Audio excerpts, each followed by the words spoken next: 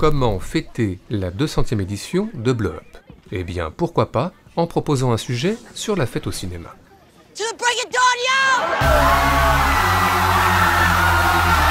Alors prenons notre souffle, car il y a beaucoup de fêtes, beaucoup de films et beaucoup de scènes diverses et variées à citer.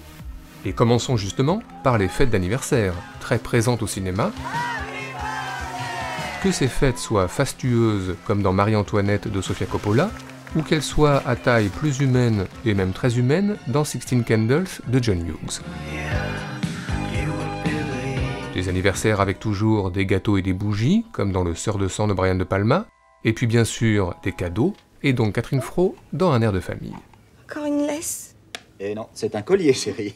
À part ça une récurrence, l'anniversaire au cinéma est souvent contrarié, gâché, par exemple par des oiseaux dans Les oiseaux d'Alfred Hitchcock, sans oublier le cadeau empoisonné que reçoit Lino Ventura dans Les Tontons Flingueurs, ce qui a le don de l'énerver. Happy birthday to you, happy birthday. Mais encore. Eh bien une autre fête importante au cinéma, le mariage, et là aussi il y a l'embarras du choix. Des mariages au sud dans L'autre de Youssef Chahine, ou des mariages au nord dans Le Mélancolia de Lars von Trier, des mariages à l'ouest dans Un mariage de Robert Altman, ou des mariages à l'est dans La noce de Pavel Lungin, des mariages qui ouvrent également un film, comme Les salauds dorment en paix d'Akira Kurosawa, ou qui le clôturent, comme Minnie Moscovitz de John Cassavetes, des mariages souvent euphoriques, comme dans Le 5x2 de François Ozon, et parfois un peu moins, comme dans Les parapluies de Cherbourg de Jacques Demy. Sinon, comme pour l'anniversaire, le mariage au cinéma est parfois gâché par quelques fauteurs de troubles, par un futur beau-frère pas très adroit dans Mon beau-père et moi, ou par un ancien fiancé en retard dans Le lauréat, sans oublier le mariage d'Uma Thurman dans Kill Bill, gâché par un joueur de flûte quelque peu rancunier. Hello, kiddo. À part ça, le mariage peut parfois être gâché par un incident plus discret. C'est dans Voyage au bout de l'enfer, la goutte de vin qui tombe sur la robe de la mariée et qui n'annonce rien de bon. Ou c'est encore La sirène du Mississippi et l'étrange baiser qu'échangent Jean-Paul Belmondo et Catherine Deneuve, annonciateurs de nombreuses complications. Enfin, dans les scènes de mariage au cinéma, un rôle phare, celui du prêtre. Dans Au nom d'Anna d'Edward Norton, ce rôle est tenu par Milos Forman. Voilà. N'oublions pas également, dans 4 mariages et un enterrement, Rowan Atkinson, évidemment, mais notre préféré, le prêtre mélomane d'intolérable cruauté des frères Cohen. Mais à part ça, à quelle autre fête peut-on assister au cinéma? Eh bien le réveillon de Noël, comme ici dans Fanny et Alexandre, mais de cela nous avons déjà parlé dans Blow Up. Alors restons proches avec le réveillon de Nouvel An. Un réveillon plutôt sobre entre Lino Ventura, encore lui, et Françoise Fabian, dans La bonne année de Claude Lelouch. Bonne année. Un réveillon plus enjoué dans Quand Harry rencontre Sally, qui scelle enfin l'idylle entre Meg Ryan et Billy Crystal. Ou un réveillon encore plus enjoué dans Tout le monde dit I love you, avec sa troupe de danseurs déguisés en Groucho Marx. Mais le réveillon de Nouvel An le plus impressionnant, sans doute celui de l'an 2000, dans Le Strange Days de Catherine Bigelow. Tout ceci nous fait penser que la fête au cinéma se déroule souvent dans la rue, avec ses parades, ses processions ou ses carnavals. Pour le carnaval de Rio par exemple, il faut aller voir du côté d'Orfeo Negro de Marcel Camus. Pour le carnaval de Venise, le Casanova de Fellini. Ou pour le carnaval de la Nouvelle-Orléans, la série Trémé de David Simon. Sinon, le carnaval de Dunkerque n'a aucun secret pour Sylvie Testu et Clovis Cornillac dans Carnaval de Thomas Vincent, ni celui de Cherbourg pour Catherine Deneuve dans Les parapluies de Cherbourg, encore lui. Je trouve ces gens ridicules, je déteste le carnaval. Ne sois pas amère, ma chérie. Sinon, la parade de San Gennaro à Little Italy est très bien décrite dans Le Parrain 2, puis dans Le Parrain 3, tout comme la parade du Nouvel An chinois dans le Chinatown de San Francisco, parcourue en voiture et au ralenti par David Caruso dans Jade, tout comme la parade du Liberty Day à Philadelphie, traversée en voiture et à toute vitesse par John Travolta dans Blowout. Enfin, hors catégorie, il y a la parade dans le Chara de Naomi Kawase, une parade qui rime d'ailleurs, et oui pourquoi pas, avec la danse de bienvenue de Rabbi Jacob.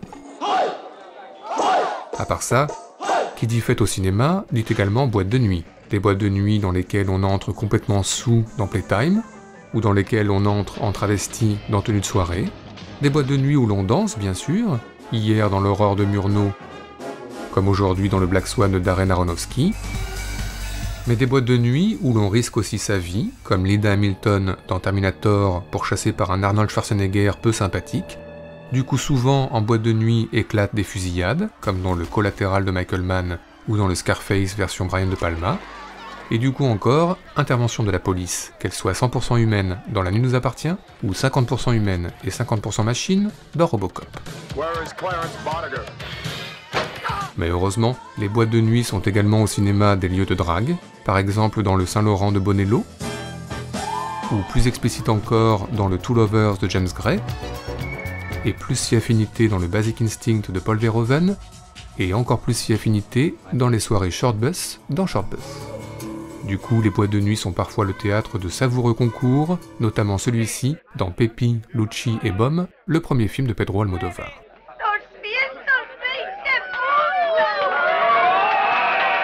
Enfin, terminons ce tour d'horizon par les fêtes privées, les fêtes domestiques, comme celles données par le milliardaire Gatsby dans Gatsby le Magnifique. Des fêtes où l'on croise toujours d'étranges personnages, par exemple un homme mystère dans Lost Highway, mais aussi un Claude Chabrol plutôt cryptique dans Paris nous appartient, ou un Samuel Fuller tout aussi cryptique dans Pierrot le Fou. Des soirées où l'on peut également croiser un éléphant, comme dans The Party, puis un tigre, comme dans Very Bad Trip, et où l'on peut même croiser des fantômes et pas qu'un seul dans Shining, ou des vampires et pas qu'un seul dans Le Bal des Vampires. Enfin, si toutes ces soirées privées sont souvent au cinéma fastueuses, elles sont également parfois un peu plus modestes, mais tout aussi attrayantes, notamment dans La Fille du 14 juillet d'Antonin Perret-Jadko. Merde, les guillotins. Ils sont venus quand même. Bref, si on ajoute la danse dans Le Massacre de Fort Apache de John Ford, et la danse du Van Gogh de Piala, si on ajoute la farandole à Saint-Tropez dans Le Bonjour Tristesse de Preminger, et la farandole à Rome dans Le 8,5 de Fellini, si on ajoute la fête warholienne sous influence de Macadam Cowboy, et la fête warholienne sous influence aussi des Doors d'Oliver Stone, sans oublier le bal costumé plutôt bon enfant de Peau d'Âne, et le bal costumé un peu moins bon enfant d'Eyes Wide Shut, sans oublier la fête sur la plage qui ne se termine pas très bien dans Les Dents de la Mer, et la fête sur la plage qui se termine nettement mieux dans OSS 117, et enfin à peu près tout Tony Gatliff et à peu près tout Emir Kusturica, on peut dire que la fête est au cinéma partout, surtout si l'on ajoute la boum de la boum, le bal de fin d'année de Carrie et le Spring Break de Spring Breakers, mais aussi la fête de la marmotte dans Un jour sans fin, la fête de la bière de Suspiria, la pendaison de crémaillère dont on connaît la chanson, et enfin la fête de la paroisse de La vie est un long fleuve tranquille. Tout cela nous a donc plus que jamais donné des envies de classement. C'est donc parti pour la 200e de Blow Up, pour notre traditionnel top 5 subjectif, celui de nos meilleures scènes de fête de l'histoire du cinéma, en tous les cas pour nous.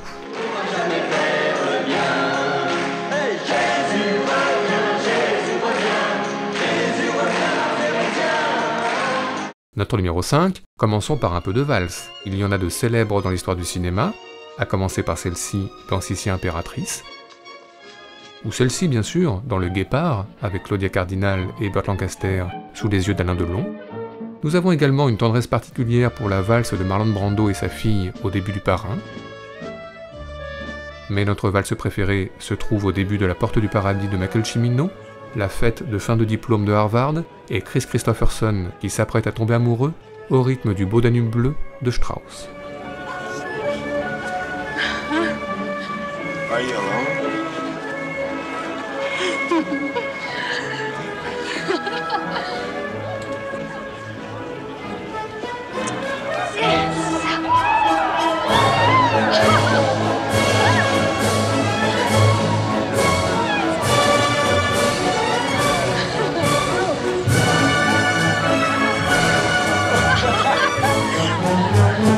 Notre numéro 4, une fête un peu moins fastueuse, mais très bien aussi, dans Les Amours imaginaires de Xavier Dolan, sur la musique de The Knife Nils Schneider danse avec une Anne Dorval aux cheveux bleus, ce qui a le don d'exaspérer Monia Chokri et Xavier Dolan. Qui est cet androïde? C'est sa mère. Elle s'appelle Désirée.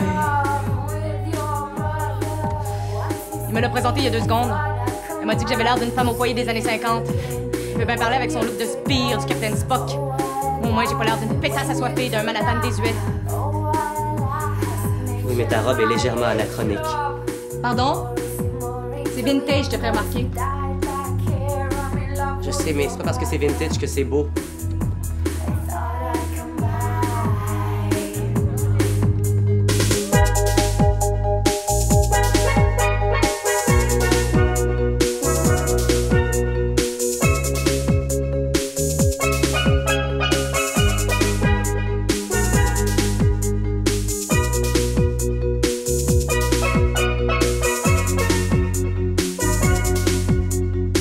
Notre numéro 3, revenons au faste avec le cinéma de Bollywood, puisque tout y est fait, couleurs, musique et danse, surtout au moment des flamboyantes déclarations, comme dans La famille indienne de Karan Johar.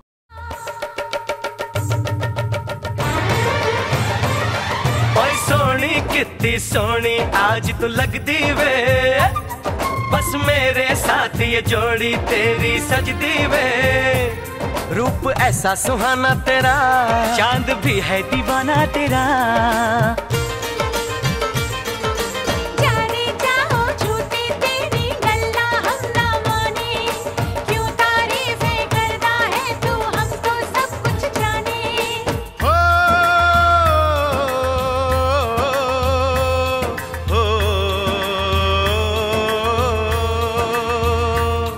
मेरे दिल की दुआ ये कहे तेरी जोड़ी सलामत रहे सजन जी हाँ सजन जी यूं ही बीते सारा जीवन साथ में.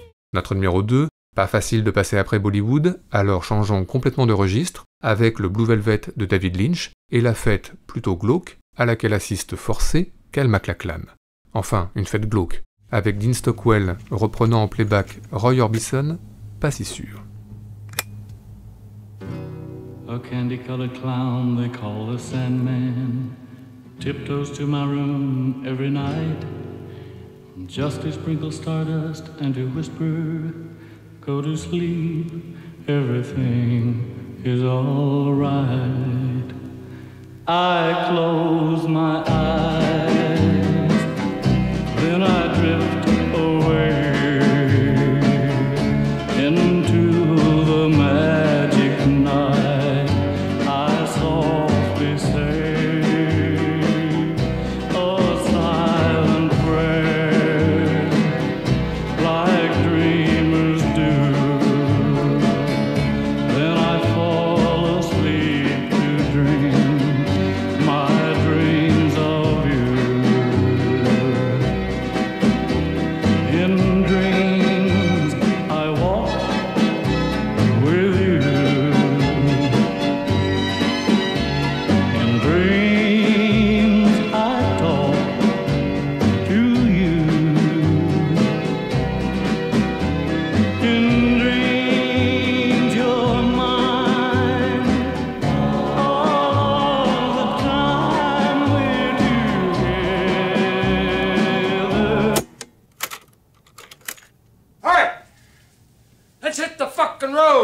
Enfin notre numéro 1, nous tenions à terminer ce top 5 et ces 200 éditions de Blow Up par les Beatles, Matthew Broderick et beaucoup de monde dans la rue, c'est-à-dire par la parade à Chicago de la folle journée de Ferris Bueller, car nous n'oublierons jamais que nous sommes entrés en cinéphilie aussi grâce à ce film et grâce à cette scène.